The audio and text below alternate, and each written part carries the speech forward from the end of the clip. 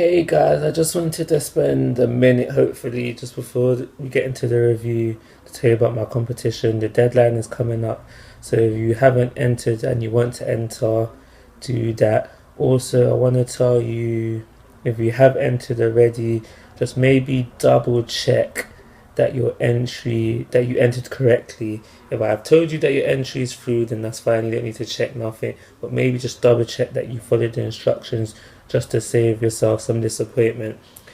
Full details will be in the suggested video, which should be appearing now.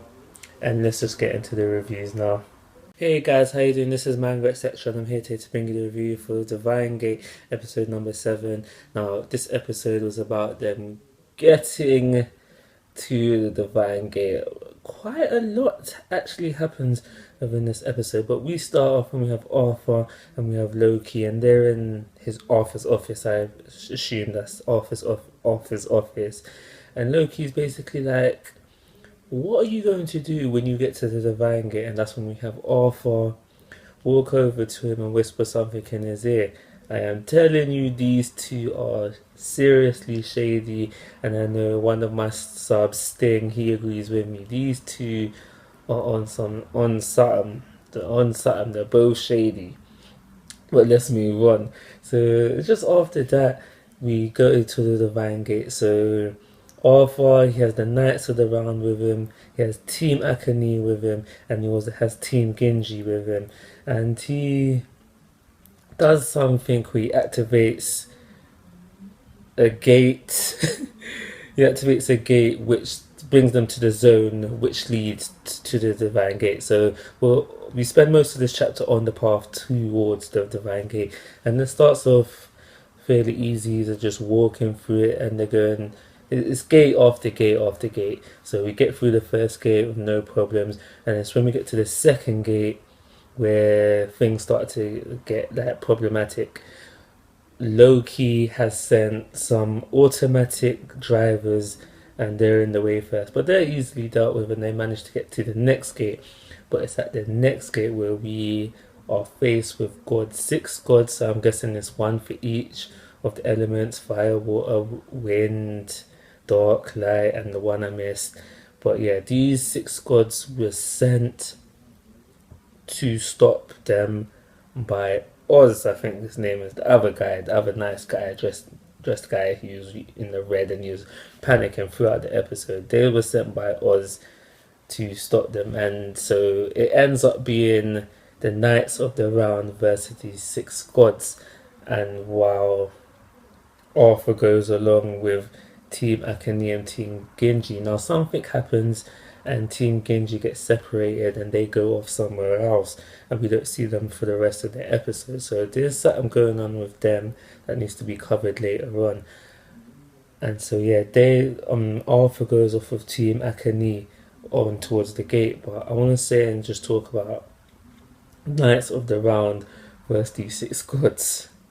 Now, most of the fight was skipped over, but they get battered. They get battered. By the end of the episode, we see them all, I want to say, dying? Because I think they actually, because like, usually in anime, you just get KO'd. But I think they actually, all of them, all but one, died in the fight between the 6 gods. By the, like, during the episode, the 6, once Arthur reached the gate, the gods is basically like, this fight is no longer necessary, and then they disappear. Then the one that survives the fight goes on to where Arthur is, and the one that survives the fight, I do believe, is Arthur's right hand man.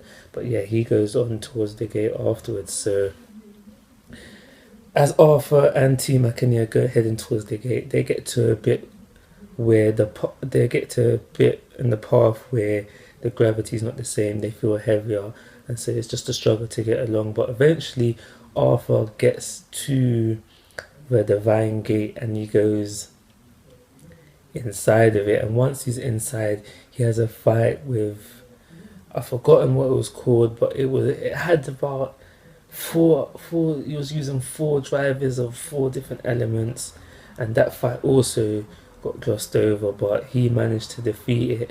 And then that's when Loki reappears, and we find out that this thing that just fought with Arthur was like made by the geniuses of the divine. But most importantly, Loki drops this sword. He's like to Arthur, pick it up and become my king, like his personal king. But basically, what I'm getting at here is that Loki was able to change Arthur onto his side, and now Arthur, well, I already think Arthur's evil, and now he's on Loki's side. So I'm gonna call him double. I'm gonna call him double evil for now. But we see him do an act of kindness for Loki by killing Arthur's right hand man. He literally takes the sword that Loki just gave to him and just stabbed him right in probably in the abdomen, in the stomach, and he's just dead. And we have Makani just looking on in shock, and like just leaves us thinking what's gonna happen next. We are faced with Arthur and Loki. They've teamed up, and we have Akane, Midori, and Aton, and no way are these three strong enough to take both of them. For one is a god, and we just saw what gods can do in this episode. Actually, we didn't even see it, but we know that gods are really, really strong because they wiped out 11 of the Knights of the Round with ease.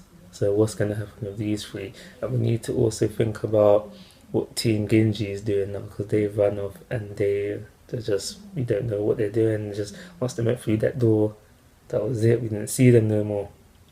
Also, about Arthur, he did spend a lot of time saying that I'm not going to be manipulated by you, and just before he picked up the sword, he placed something on the ground. So do you think that he has some sort of plan, or that this is part of his original plan? I think that he probably does have some sort of plan, because he did spend a lot of time saying I will not be manipulated by you, and yeah, like I said prior, he did play something on the floor. So I do think that there's some sort of plan there.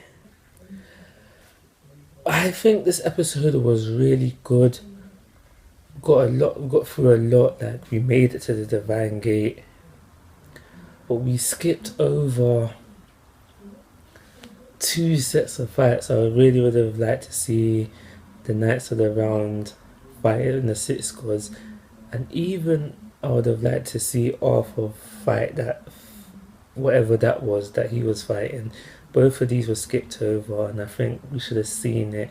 But that's my only problem with the episode. So for those reasons, I'm going to give this episode a 3.5-star rating and call it a review. Like always, guys, I'm asking for your thoughts and opinions. If you haven't already, please subscribe to my YouTube channel. Most importantly, take care. Have a nice weekend.